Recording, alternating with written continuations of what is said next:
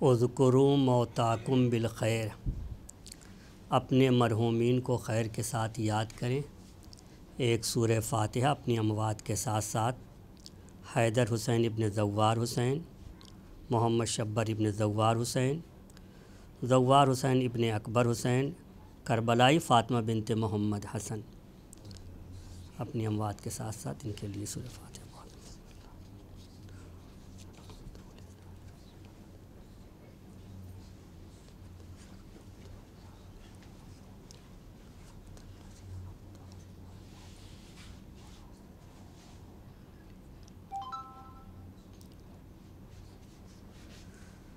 لا حول ولا قوة الا باللہ العلی العظیم، حسبنا اللہ ونعم الوکیل، نعم المولا ونعم النصیر۔ بسم اللہ الرحمن الرحیم، الحمد للہ رب العالمین، بارئ الخلائق اجمعین وباعث الانبیاء والمرسلین، الذی بعدا فلا یری وقربا فشہد النجوی، خلق الخلائق بقدرتہ ونشر الریاح برحمتہ، ووتد بالصخور میدان ارضہ، والصلاة والسلام علی العبد المؤید والرسول المسدد والمصطفى الامجد، حبیب الہ العالمین ابی القاسم محمد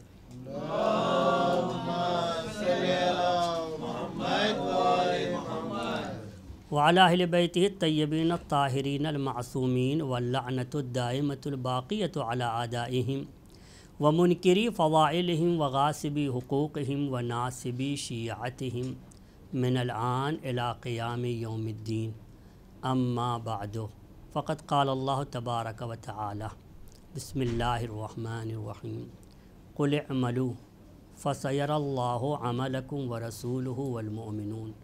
ایک صلوات پڑھیں بلند آواز سے۔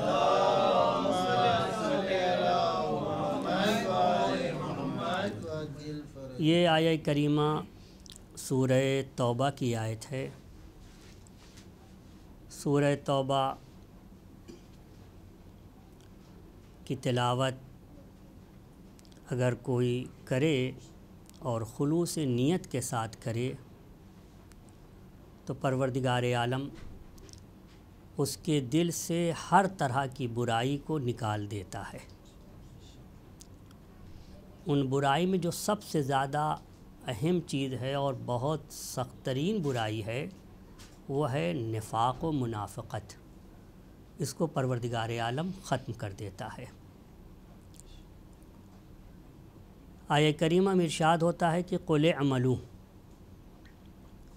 اے میرے حبیب اپنی امت سے کہہ دیجئے کہ وہ جو چاہیں اعمال انجام دیں، فسیر اللہ عملکم، ان سے کہہ دیجئے کہ اللہ تمہارے اعمال دیکھ رہا ہے، ورسولہ، اور اس کا رسول تمہارے اعمال دیکھ رہے ہیں، والمؤمنون، اور ائمہ طاہرین ان کے اعمال کو دیکھ رہے ہیں۔ تو ہمارے اعمال کو خدا دیکھ رہا ہے، رسول دیکھ رہے ہیں، اور ائمہ طاہرین دیکھ رہے ہیں۔ لہٰذا جو اعمال ہم انجام دیں اس میں ہم خیال رکھیں کہ ایک ہے جو ہمیں دیکھ رہا ہے۔ جب اس بات کا تصور ذہن میں ہوتا ہے کہ کوئی ہمیں دیکھ رہا ہے تو انسان بہت ہی خیال رکھتا ہے اور بالکل توجہ دیتا ہے کہ کوئی عمل خراب نہ ہونے پائے اور اس میں کوئی چیز دوسری نہ آنے پائے، چونکہ کوئی دیکھ رہا ہے۔ بالکل اسی طرح جس طرح سے کوئی سگنل پہ کھڑا ہو،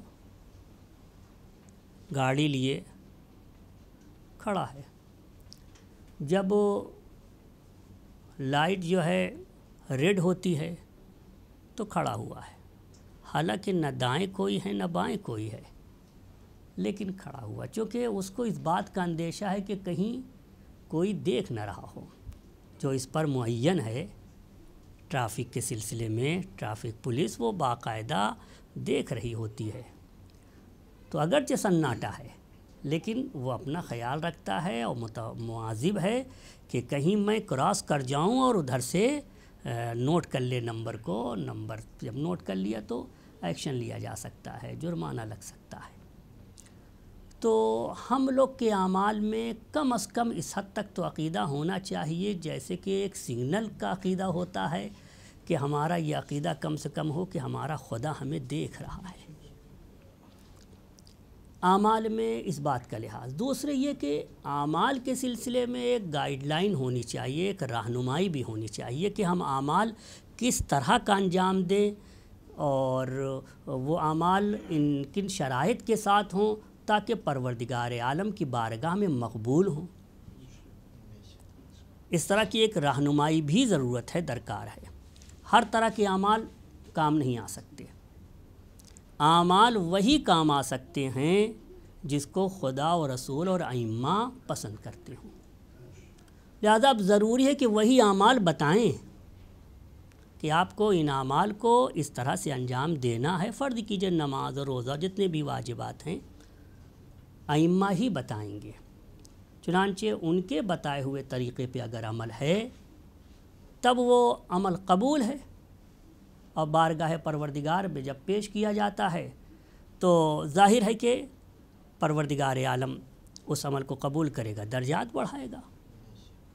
ائمہ طاہرین ان اعمال سے خوشحال ہوں گے. البتہ اگر ہمارے اعمال خراب ہوتے ہیں، ان میں کوئی کمی ہوتی ہے تو ائمہ طاہرین کو تکلیف ہوتی ہے. ہاں، وقت کے امام کے سامنے اعمال ہمارے پیش کیے جاتے ہیں. بعض روایتیں بتاتی ہیں جمعے کے دن، بعض روایتیں بتاتی ہیں جمعرات کے دن، بعض روایتیں بتاتی ہیں کہ ہر وقت اعمال ان کے سامنے پیش کیے جاتے ہیں، یعنی ان کے سامنے، ان کی نظروں کے سامنے. تو عزیزو، اعمال کے سلسلے میں ہم کو یہ سمجھنا ہے کہ ہر طرح کا عمل ہمارے لیے کفایت نہیں کرے گا. وہی عمل ٹھیک ہے جو ہم ائمہ طاہرین سے لیں. ہاں، یہ بھی ایک بہت ہی اہم نقطہ ہے اور اہم چیز ہے. توجہ دے ذرا سا. اگر آپ ائمہ سے لیں گے، یعنی ان سے لیں گے جو خدا کی جانب سے مقرر ہیں، جو خدائی رہنما ہیں اور خدا کی جانب سے امامت کے منصب پہ فائز ہیں، ان کی بتائی ہوئی جو روش ہے، ان کے بتائے ہوئے جو طریقے ہیں، اس پہ چلنے کا بڑا فائدہ ہے. دیکھیے، اگر ایک راستہ عام دنیا کے اعتبار سے بھی دیکھ لیں، ایک راستہ ایسا ہے جو ایک خراب انسان نے دکھایا ہے، اور وہ انسان وہ راستہ خرابی کی طرف جا رہا ہے.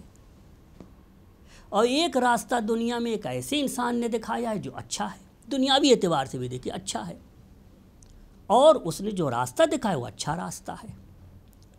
تو جو اس نے اچھا راستہ دکھایا ہے خود بھی اچھا ہے، اس راستے پہ اگر آپ چلیں گے اور اس راستے پہ آپ کہیں گر گئے، اس راستے پہ جو ایک اچھے نے دکھایا ہے اور راستہ ٹھیک ہے، خود راستہ دکھانے والا بھی اچھا ہے، اس پہ آپ چلتے چلتے ایک جگہ گر گئے، تو جب گر گئے تو وہ اس گرنے کا علاج بھی کرے گا. وہ کہے گا کہ بھائی آپ اچھے راستے پہ چل رہے ہیں. اچھے راستے میں بھی کبھی کبھی انسان لغزش کھا جاتا ہے، لہذا ہم اس کا جبران کریں گے. اس کا بھی ایک طریقہ ہوگا کہ یہ جو آپ لغزش کھا کے گر گئے ہیں تو اس لغزش کو معاف کیا جائے گا، کیونکہ آپ نے راستے میں رہ کے لغزش کھائی ہے. لیکن ایک راستہ ہی غلط ہے اور راستہ دکھانے والا بھی غلط ہے. تو اگر جب وہ راستہ غلط ہے اور راستہ دکھانے والا ہی غلط ہے تو اس پہ جتنا اچھا کام کیجئے وہ اعمال ہی قبول نہیں، وہ تو اصلاً کسی لائق نہیں ہے. ایک سے ایک کام کیجئے، راستہ غلط، کام اچھا ہو رہا ہے، اور جس نے راستہ دکھایا وہ بھی غلط. تو جن لوگوں نے خدا و رسول کو چھوڑا اور سقیفہ چلے گئے، انہوں نے ایک راستہ انہوں نے دکھایا، اور ایک راستہ علی ابن ابی طالب نے دکھایا.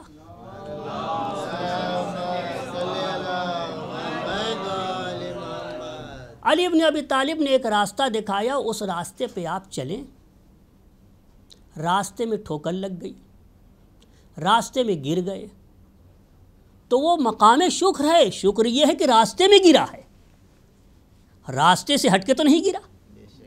علی کو مانتا تھا، علی کے اعمال پہ بھی عقیدہ رکھتا تھا، علی کی ایک ایک بات پہ معتقد ہے، یہ جانتا ہے کہ میں علی کے راستے پہ چل رہا ہوں یعنی اللہ کے راستے پہ چل رہا ہوں، علی کے راستے پہ چل رہا ہوں یعنی قرآن کے راستے پہ چل رہا ہوں، علی کے راستے پہ چل رہا ہوں یعنی وحی کا راستہ ہے، علی کا راستہ یعنی ایک نورانی راستہ ہے، علی کا راستہ یعنی صراط مستقیم، علی کا راستہ یعنی ہمارے تمام معصومین کا راستہ۔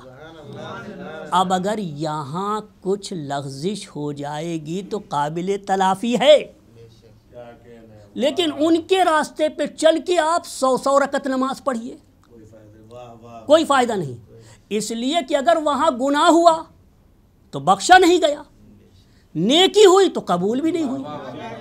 عجب بات ہے، ایسا راستہ ہے کہ گناہ ہوا تو بخشا نہیں گیا اور نیکی ہوئی تو قبول نہیں کی گئی، تو ایسے راستے میں جانے کا کیا فائدہ ہے؟ وہ راستہ کیوں خراب ہے؟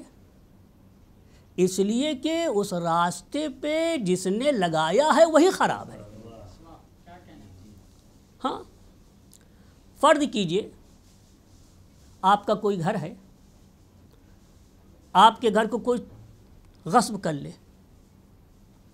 اور جناب اس میں آ کے رہنے لگے، اب اس گھر کو وہ بہترین ڈیکوریٹ کرے، سجائے، مزین کرے، آراستہ کرے، ایک سے ایک اس کے اندر فرش بچھا دے، ایک سے ایک نقاشی ہو، ایک سے ایک زینتیں اس کے اندر پائی جاتی ہوں، طرح طرح کی آرائش ہو، طرح طرح کے پردے ہوں۔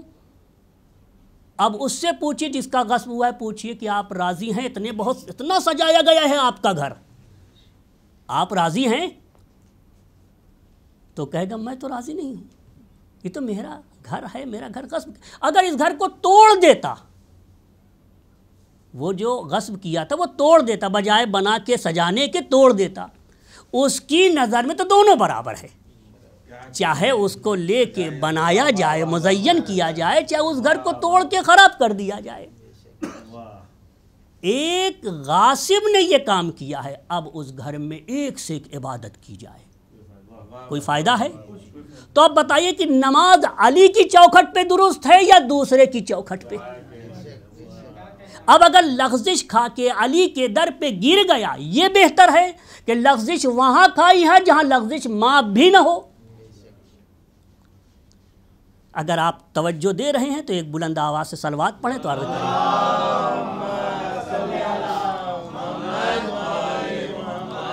انہی باتوں کو جناب زہرا سلام اللہ علیہا نے بالکل کھول کے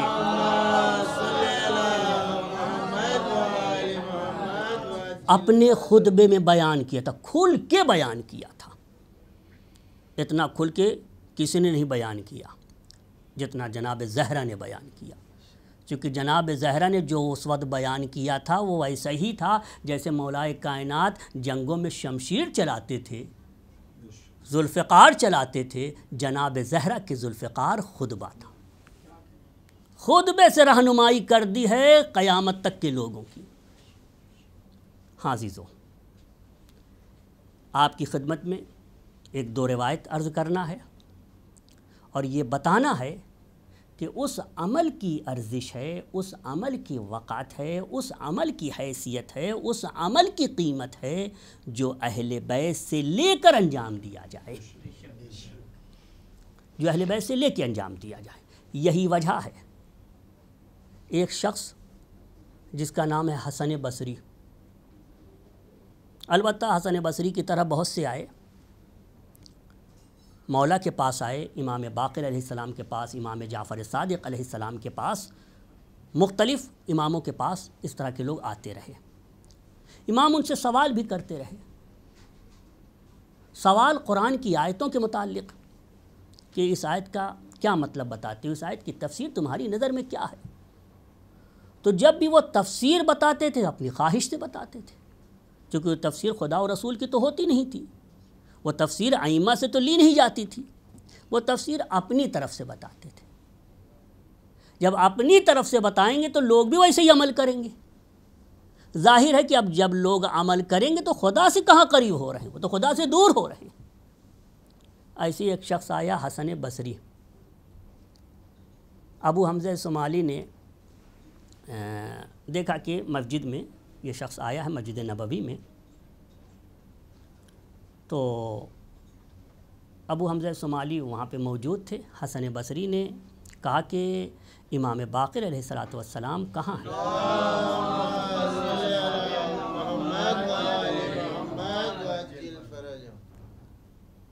تو آپ نے فرمایا کہ تمہیں ان سے کیا کام ہے؟ کہا میں کچھ سوالات تیار کر کے لایا ہوں اور میں چاہتا ہوں کہ ان کو آزماؤں، ان کا تجربہ کروں، ان کو آزمانے کے لیے۔ تو ابو حمزہ صومالی نے پوچھا کہ یہ بتاؤ کہ تم حق اور باطل کو پہچانتے ہو، تمیز کر سکتے ہو، فرق کر سکتے ہو کہ حق کیا ہے باطل کیا؟ اس نے کہا ہاں بہت اچھی طرح سے۔ فرمایا اگر تمیز کر سکتے ہو تب تو جاؤ، واپس جاؤ، پھر کیا ضرورت ہے تم کو سوال کرنے کی جب حق و باطل میں؟ اس نے کہا ارے آپ لوگ عراقی لوگ ایسے ہی کرتے رہتے ہیں، اس طرح کا بہت بات کرتے ہیں آپ لوگ، ہم کو امام سے ملنا ہے۔ گفتگو ہو رہی تھی کہ امام آ گئے۔ جب امام تشریف لے آئے تو ابو حمزہ صومالی نے فرمایا کہ یہ ہیں امام ہمارے، آپ کو جو سوال کرنا ہو کریں۔ غرض امام تشریف لے آئے، امام سے جو لوگ ملنا چاہ رہے تھے ان سے حضرت ملے، ملنے کے بعد آخر میں اس شخص کو بلایا، ایک شخص قریب آیا، آپ نے اس سے پوچھا کہ یہ بتاؤ تم بصرہ کے فقیہ ہو؟ کہا ہاں میں بصرہ کا فقیہ ہوں۔ فرمایا کہ کیا تم بصرہ میں رہتے ہو اور وہاں تم نے کسی سے علم لیا ہے کہ فقیہ بن گئے ہو؟ کس سے علم لیا کہ تم فقیہ بن گئے ہو؟ کسی سے علم حاصل کیا ہے تم نے؟ اس نے کہا نہیں، میں کسی سے علم نہیں لیتا ہوں، نہیں لیا۔ آپ نے فرمایا کہ کیا تمام بصرہ والے تم ہی سے علم لیتے ہیں؟ اس نے کہا ہاں اسی طرح سے ہے۔ تو آپ نے فرمایا اچھا تم وہاں کے فقیہ ہو، یعنی یہ بات صحیح ہے کہ تم فقیہ ہو وہاں کے؟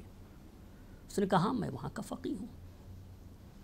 فرمایا کہ لقد تقلقت عظیما، بہت عظیم منصب کو تم نے پایا ہے، اور ایک عظیم منصب کے اوپر تم فائز ہو، اس پہ تم ہو۔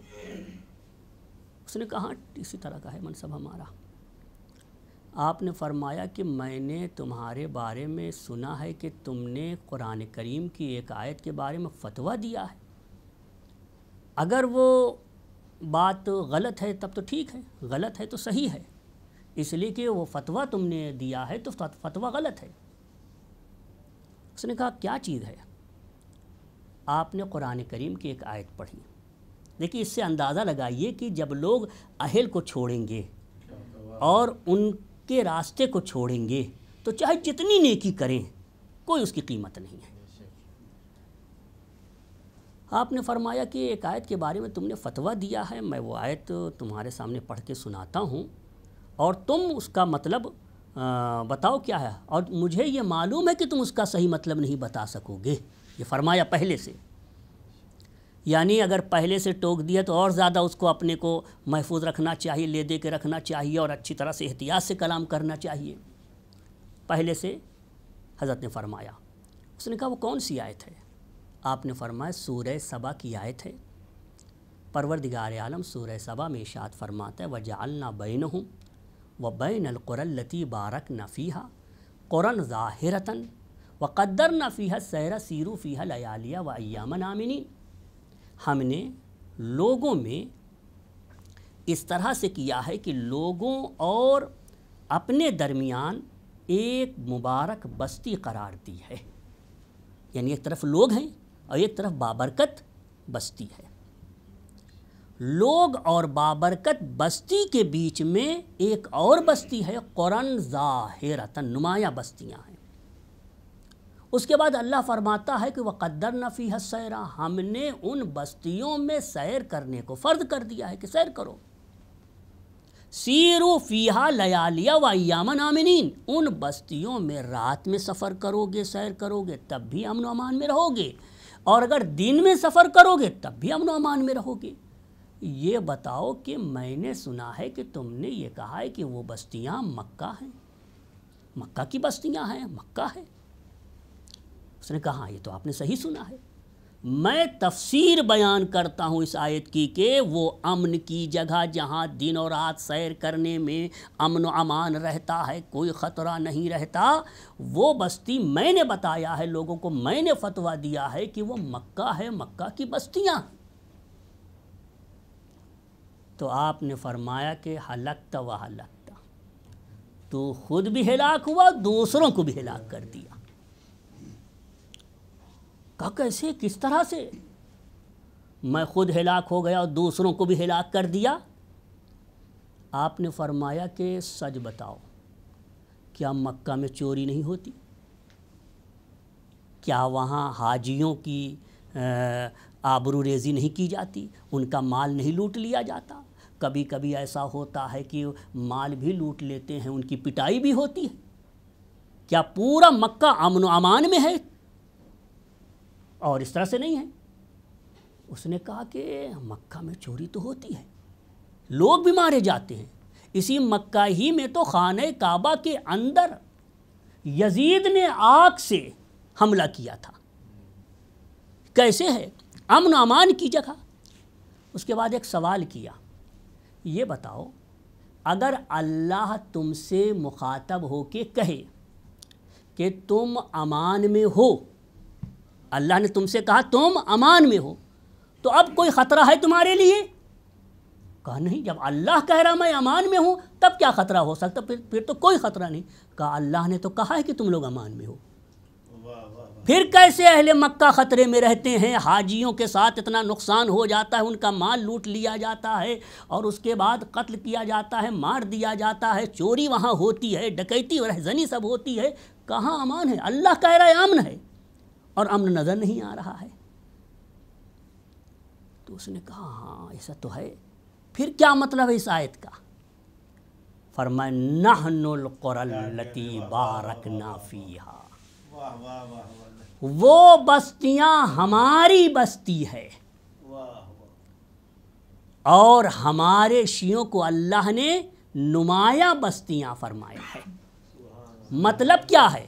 مطلب یہ نہیں کہ راستہ چلو گے امن و امان میں رہو گے، ہم سے احکام لو، ہم سے دین لو، ہم سے واجبات کو لو، تم ہر طرح سے امان میں رہو گے، نہ شک ہوگا، نہ کوئی شبہہ ہوگا، نہ کوئی گمراہی ہوگی، نہ کوئی فتنہ ہوگا۔ ہمارے احکام میں 100% یقین ہے کہ اس پہ عمل کر کے جنت چلے جاؤ گے۔ ایک صلوات پڑھیں محمد والے۔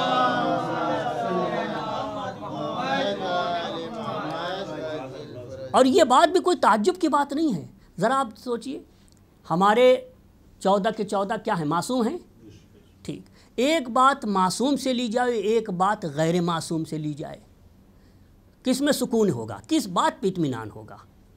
کس کی بات پہ زیادہ بھروسہ ہے؟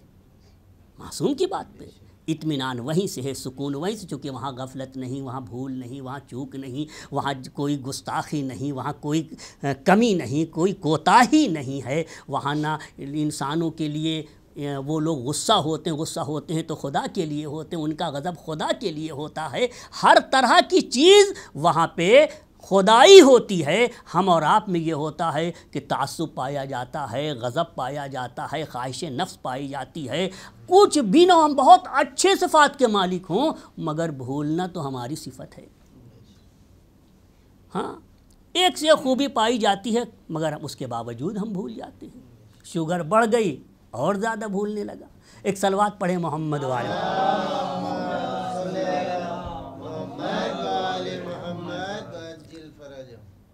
ایسے ہی افراد جب مولا نے ان کو بتایا تب انہیں ہوش آیا، مگر ہوش آ جانے کے بعد سدھر جاتے تو بہت بڑی بات ہوتی، لیکن نہیں سدھرے۔ ہاں جی، تو اس آیے کریمہ کی جو تفسیر معصوم نے بیان کی، اگر معصوم بیان نہ کرتے تو پھر ہم یہی سمجھتے کہ جو بھی تفسیر بیان کر رہا اس کی تفسیر لے لینا چاہیے۔ معصوم نے فرمایا تم نے جو تفسیر بیان کی ہے تم خود ہلاک ہوئے اور دوسروں کو بھی تم نے ہلاک کر دیا۔ معلوم ہوا کہ ضروری ہے کہ ہم وہاں سے عمل لیں، اور ظاہر ہے کہ عمل سے پہلے علم کی ضرورت ہے، وہ بھی ہم وہیں سے لیں تاکہ ہم عمل کر سکیں۔ امام جعفر صادق علیہ الصلوۃ والسلام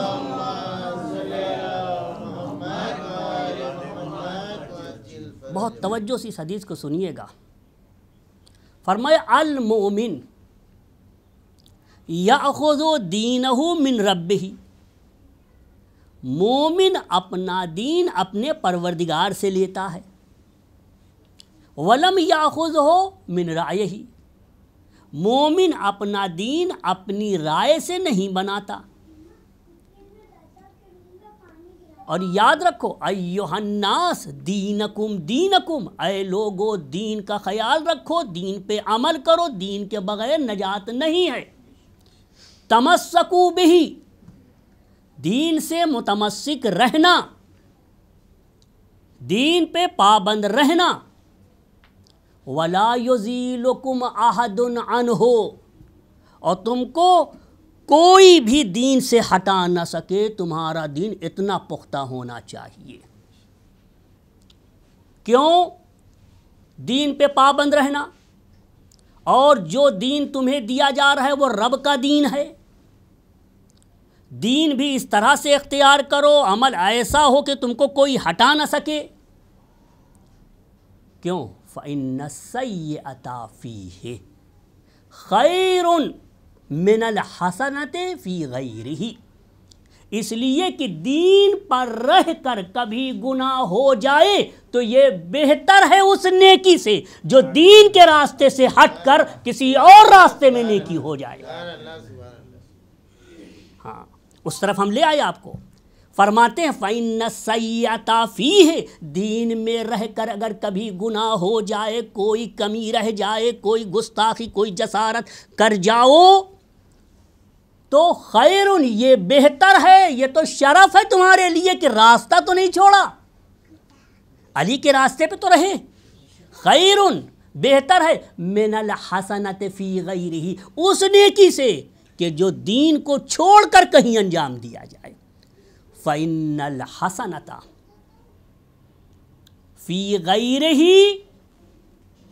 لَا تُقْبَلُ، اس لیے کہ دین کو چھوڑ کر اگر کہیں تم نے نیکی انجام دی کسی راستے پر، ان میں سے کسی کے راستے پہ چل کے آپ نے نیکی انجام دی تو لا تقبل، وہ نیکی قبول نہیں ہے۔ نیکی وہ قبول ہے جو اس راستے پر ہو، اس راستے پہ چل کے اگر کبھی کوئی بات بھی ہو جائے، ہاں معلوم ہوا کہ جناب بہت پرہیز کر رہے تھے، بچ رہے تھے، ایک دن ہو ہی گیا گناہ، چاہ رہے تھے جھوٹ نہ بولے، ایک دن ہو گیا، کہا مولا غلطی ہو گئی، پروردگارا تجھے واسطہ محمد والوں تو بخش دے گا، چونکہ آپ راستے پہ ہیں، بات واضح ہے۔ یہی وجہ ہے کہ پروردگار عالم حدیث قدسی میں ارشاد فرماتا ہے، اور یہ حدیث قدسی باقر علوم اولین والآخرین حضرت امام محمد باقر علیہ السلام فرماتے ہیں،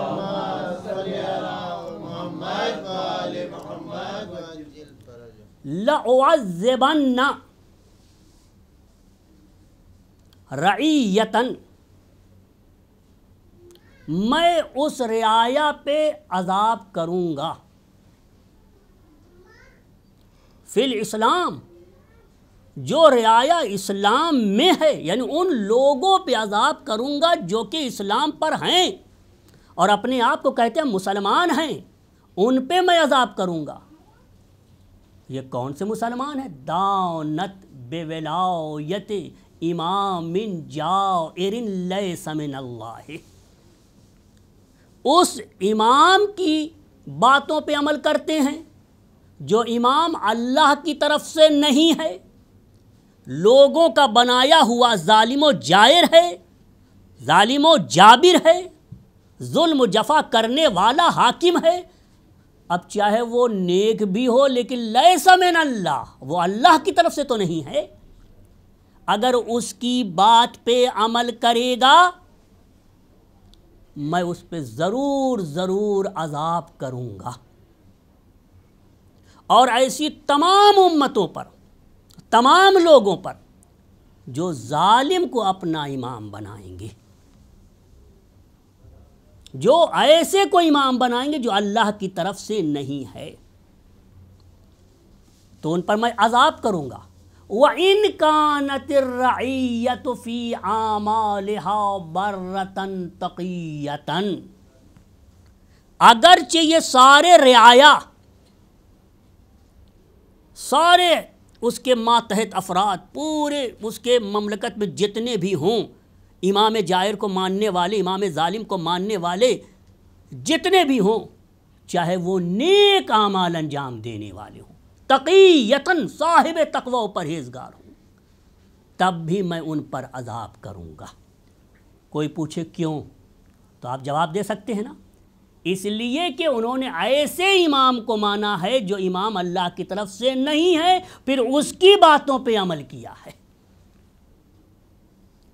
دانت بولایت امام جائر لیس من اللہ وإن كانت الرعیة فی اعمالها برة تقیة۔ ایک صلوات پڑھے محمد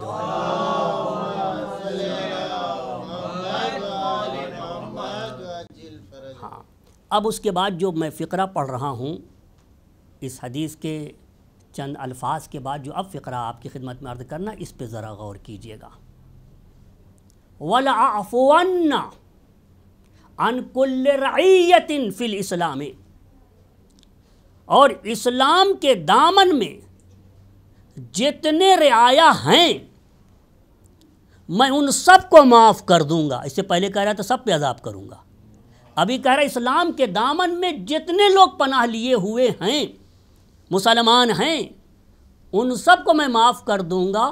دانت بولایت امام عادل من اللہ، جو اللہ کی جانب سے امام ہے اس کے معتقد ہیں، اس پر عقیدہ رکھتے ہیں۔ ایک ایک عمل جب بیان ہوتا ہے، یہ کہا جاتا ہے یہ مولا کا ارشاد ہے تو فوراً دل و جان سے قبول کرتے ہیں، اور یہ مولا کا عمل ہے تو فوراً اس کو بصر و چشم تسلیم کرتے ہیں۔ جو اس طرح کے ہیں میں انہیں معاف کر دوں گا، بخش دوں گا، اگرچہ وَإِنْ كَانَتِ الرَّعِيَّةُ فِي أَعْمَالِهَا ظَالِمَةً مُسِيئَةً، اگرچہ یہ رعایا اپنے عمل میں کہیں خطا کر جائے، غلط کر جائے، ظلم ڈھا دے اور برائی انجام دے دے، تو چونکہ یہ مولا کے راستے پر ہے، اور برائی تو برائی ہی ہے، برائی اچھائی نہیں ہو سکتی، مگر پروردگار عالم اس برکت سے کہ وہ مولا کے راستے پر ہے، اس کے اس گناہ کو معاف کر دے گا، بخش دے گا۔ صلوات پڑھے محمد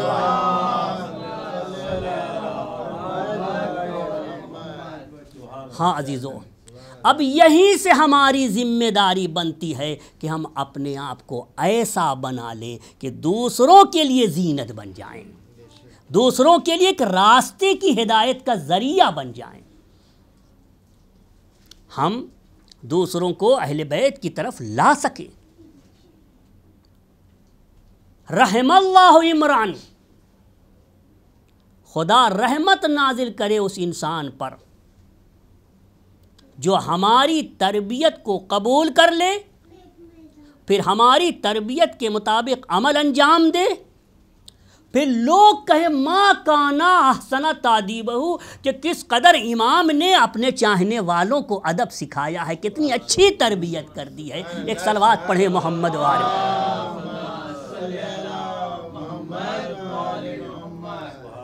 اس کا ایک بہترین ذریعہ، اور شاید بہترین سے بھی اگر کوئی بلند ترین لفظ ہو تو وہ استعمال کرنا چاہیے اس دور میں، اس کا بہترین ذریعہ منبر ہے، کیونکہ اہل بیت کی واقعی تعلیم لوگوں تک آئے کیسے؟ اہل بیت کی جو تعلیم ہے یہ بتانا کہ یہ راستہ ہماری طرف آتا ہے اور یہ راستہ اغیار کی طرف جاتا ہے، اس راستے میں نور ہے، اس راستے میں ہدایت ہے، اس راستے میں کمالات ہیں، اس راستے میں نجات ہے، اور اس راستے میں ہلاکت ہے، اس میں گمراہی ہے، یہ تو دوزخ کی طرف جاتا ہے۔ اس راستے کو بتانے کے لیے، سمجھانے کے لیے ایک طریقہ جو واحد طریقہ ہے وہ منبر ہے۔ یہی وجہ ہے کہ ہم اور آپ کی ایک عظیم ذمہ داری بنتی ہے کہ منبر پہ ایسے کو لائیں جو اہل بیت کی بات کو لے کر سامعین تک پہنچائیں، ان کی بات لے کر سامعین تک پہنچائیں۔ اگر سامعین تک ان کی بات ویسے ہی پہنچا دی جائے جیسے انہوں نے فرمایا ہے تو یقیناً ہدایت ملے گی، پھر انسان خود بھی ہدایت پہ رہے گا، دوسروں کو بھی ہدایت کر سکتا ہے۔ یہی وجہ ہے کہ امام رضا علیہ السلام ارشاد فرماتے ہیں، رحم اللہ امرأن، خدا اس انسان پہ رحمت نازل فرمائے، قد احیا امرنا، جو ہماری باتوں کو زندہ رکھتا ہے، ہر طرف ہماری باتیں بیان کرتا ہے، ہر جگہ ہمارا چرچا کرتا ہے، ہمارا تذکرہ کرتا ہے۔ قیل کیف یحیی امرکم یا ابن رسول اللہ، عرض کیا گیا کہ آپ کی باتوں کو حیات کیسے ملتی ہے، زندگی کیسے ملتی ہے، آپ کی باتوں کا چرچا کیسے کیا جائے، اسے زندہ کیسے رکھا جائے۔ ہاں، اس جملے پہ غور کریں اور اس پہ اگر عمل ہو جائے تو بہت بڑی بات ہے۔ فرمائی یتعلم علومنا، ہمارے علوم ہم سے لے، ہمارے علم کی باتیں اغیار کے پاس نہ جائیں، ہم سے لے۔ یتعلم علومنا ویعلمها الناس، پھر لوگوں کو بتائے۔ ہمارے علوم اگر ہماری دیوڑی پر آ کے حاصل کرے گا، اس کے بعد لوگوں کو بتائے گا، پبلک میں آیا کرے گا اور لوگوں کے درمیان اسے پھیلائے گا، تو فائدہ کیا ہوگا؟ فَإِنَّ النَّاسَ لَوْ عَلِمُوا مَحَاسِنَ كَلَامِنَا، اگر لوگوں کو ہمارے کلام کے اندر جو خوبی پائی جاتی ہے، جو اس کے اندر حسن پایا جاتا ہے، جو اس کے اندر ہدایت کی باتیں موجود ہیں، لوگ اگر اس کلام کو، ہمارے کلام کو لوگوں تک پہنچاتے تو یقیناً لوگ سیدھے راستے پہ آ جاتے، ہماری طرف آ جاتے۔ لیکن افسوس کہ لوگوں کو ہماری تعلیم نہیں دی گئی، ہماری باتیں لوگوں تک نہیں پہنچائی گئی۔ یہ مجالس اسی لیے ہے کہ اہل بیت کی باتیں بتائی جائیں، پھر اس پہ عمل کیا جائے۔ مجالس جس میں سب آتے ہیں، اگر مجالس شرائط کے ساتھ منعقد ہوں، یعنی صرف اللہ و رسول کے لیے ہوں، یہ مجالس خالصاً منعقد کی جائے، نہیں یہ کہ لوگ ہماری تعریف کریں، لوگ کہیں کہ جناب کیا کہنا، کتنی زبردست مجلس کی تھی، اور ایسا ویسا کیا انہوں نے، اتنا سب انتظام کیا تعریف کے لیے، یا کسی کا مقابلہ تھا اس مقابل میں اس کے مجلس کر رہا ہے، یہ سب کچھ نہیں۔ خالصاً اس طرح کی مجلس کرے کہ اس میں معصومین کو شرکت کرنے سے اعتراض نہ ہو کہ یہ تو ہمارے نام پہ منعقد کی گئی ہے، یہ تو صرف ہمارے لیے کی گئی ہے۔ اگر ایسی مجلسیں ہوں تو ایسی مجلسیں تمنائے رسول ہے، تمنائے زہرا ہے، تمنا امام زمانہ ہے۔ یہی وجہ ہے کہ پیغمبر نے مولا کائنات سے اور صحابہ سے بھی، حتیٰ کہ جناب زہرا سلام اللہ علیہا سے بھی فرمایا کہ ایک قوم آئے گی جن کے مرد ہمارے مردوں پہ ماتم کریں گے، جن کی خواتین ہماری خواتین پہ گریہ وزاری کریں گی، اس وقت نہ میں رہوں گا۔ اپنی بیٹی سے فرمایا کہ نہ آپ رہیں گی، نہ علی ہوں گے، نہ حسن ہوں گے، کوئی نہیں ہوگا، لیکن یہ لوگ مجلس و ماتم انعقاد کریں گے، برپا کریں گے۔ فرماتے ہیں کہ جیلن بعد جیلن فی کل سنۃ، ہر سال مجلس ماتم کا انتظام کریں گے اور یہ سلسلہ ہمیشہ رکھیں گے۔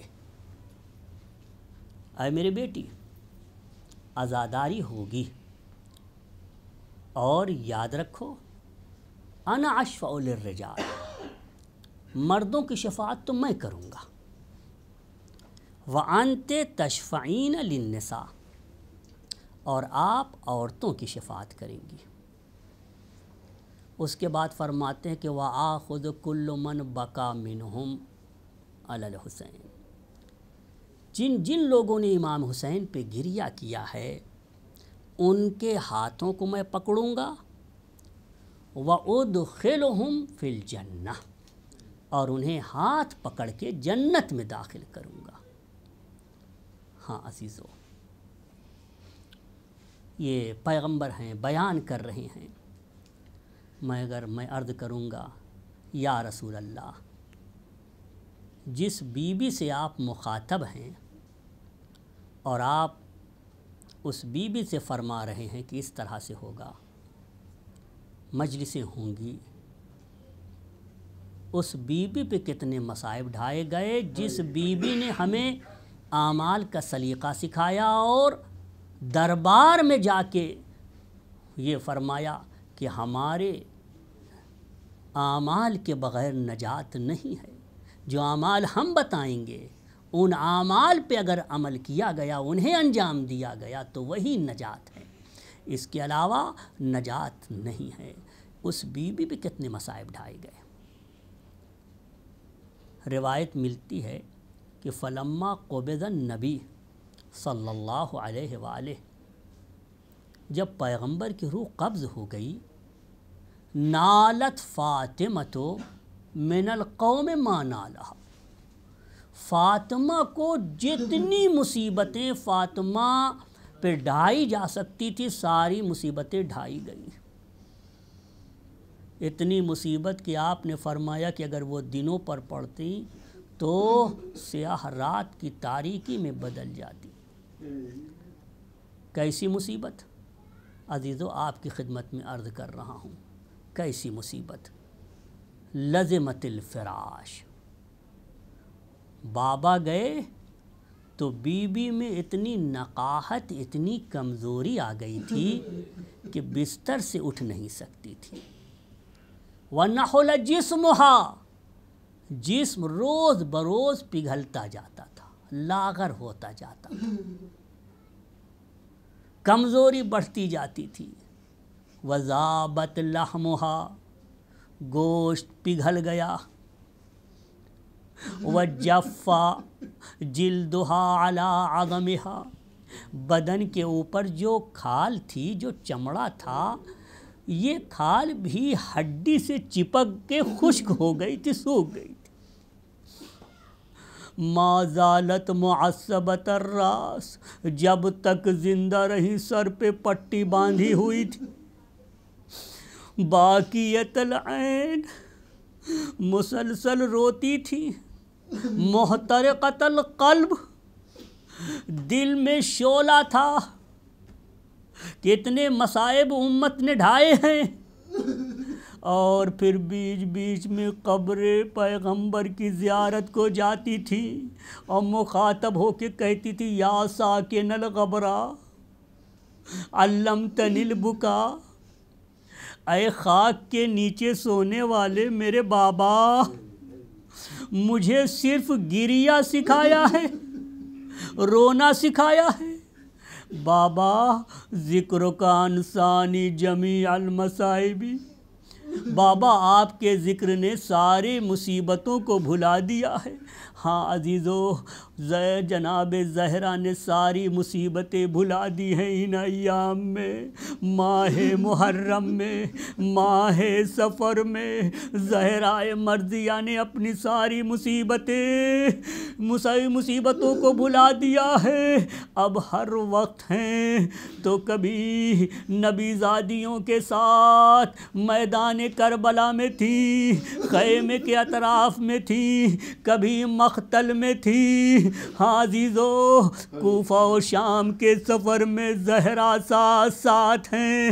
ہاں عزیزو، زہرا نے اپنے مصائب کو بھلا دیا اور اپنے بچوں کے مصائب کو یاد کیا اور انہی کے ساتھ ساتھ تھیں۔ ہاں عزیزو، ایک موقع ایسا بھی آیا، ایک مرحلہ ایسا بھی آیا، امام صادق بیان کرتے ہیں، مفضل ابن عمر سے بیان کرتے ہیں کہ بی بی تڑپ تڑپ کے روتی تھی میدان کربلا میں۔ اس وقت بھی بی بی آئیں جب حسین زیر خنجر تھے، اور ایک مرتبہ ایک راوی نے پوچھا، اے شمر، تو مقصد میں کامیاب ہو گیا، تیرا بدن کیوں کانپ رہا ہے؟ اس نے یہی جواب دیا، اس نے کہا کہ ہاں میرا بدن کیوں نہ کانپے، جس وقت میں نے حسین کے سر کو بدن سے جدا کرنا چاہا، میں نے دیکھا ایک معظمہ ہے قتل گاہ کے کنارے بیٹھی ہوئی ہیں، کبھی اٹھتی ہیں کبھی بیٹھ جاتی ہیں، زبان پہ ایک ہی جملہ ہے، اے میرے بیٹے، کیا میں نے تمہیں اسی دن کے لیے پالا تھا؟ ہاں عزادارو، زہرا ساتھ ساتھ ہیں، ہر منزل میں ساتھ ہیں، ایک دو جملے اور آپ کی زحمت تمام۔ قیامت کا منظر ہوگا، حشر کا عالم ہوگا، یقوم الحسین مخضبا بدمہ، حسین قیامت میں محشر میں آئیں گے، خون میں شرابور ہوں گے، پورا جسم خون کا ہوگا۔ ومن قتل معہ، اور جتنے شہداء تھے کربلا میں یہ سب محشر میں آئیں گے، اپنے خون میں شرابور ہوں گے۔ اس وقت پیغمبر جیسی اپنے نواسے کو دیکھیں گے، بے ساختہ بلند آواز سے گریہ کرنے لگیں گے، اور پیغمبر کے گریہ کو دیکھ کر آسمان و زمین والے گریہ کرنے لگیں گے۔ ہاں عزادارو، چند جملے۔ اس وقت زہرائے مرضیہ کا ہاتھ علی پکڑے ہوں گے، حسن پکڑے ہوں گے، سنبھال رہے ہوں گے زہرا کو۔ یہ عالم کتنا سخت عالم ہوگا۔ ایک مرتبہ ضمہ، پیغمبر قریب آئیں گے، اپنے نواسے کو سینے سے لگائیں گے، سینے سے لگانے کے بعد فرمائیں گے فدیتک یا بنیا، اے میرے پیارے بیٹے، میں تم پر قربان ہو جاؤں، تم نے کتنی عظیم قربانی دی ہے۔ ہاں عزادارو، یہ قیامت کا منظر ہوگا، اور تھوڑی دیر کے بعد ہمنا صارخات، نبی زادیاں محشر میں ہوں گی، اور چیخ و پکار کی آوازیں بلند ہوں گی۔ اسی میں فاطمہ زہرا، فاطمہ بنت اسد اور خدیجہ بھی آئیں گی، گریے کی آواز بلند ہوگی۔ ہاں عزادارو، ایک مرتبہ امام فرماتے ہیں کہ جب اس طرح کا تذکرہ تمہارے سامنے ہو، اے مفضل، گریہ کرنا، لا قرت عینون، وہ آنکھ سکون نہ پائے جو حسین مظلوم کے گریے میں نم نہ ہو، حسین کی گریے میں نم نہ ہو۔ ایک مرتبہ مفضل کہتے ہیں، اے میرے آقا، یہ تو بہت بڑا مصائب ہے۔ اور ایک مرتبہ مولا اتنا روئے، اخولت لحیتہ، ارے اتنا روئے کہ داڑھی آنسوؤں سے تر ہو گئی۔ مفضل کہنے لگے، اے میرے آقا، اتنے مصائب ڈھائے گئے ہیں آپ کے جد پر۔ مفضل بھی رونے لگے۔ امام صادق یاد کر رہے ہیں اس منظر حسین کو، واہ حسینہ، واہ حسینہ، واہ عباسہ۔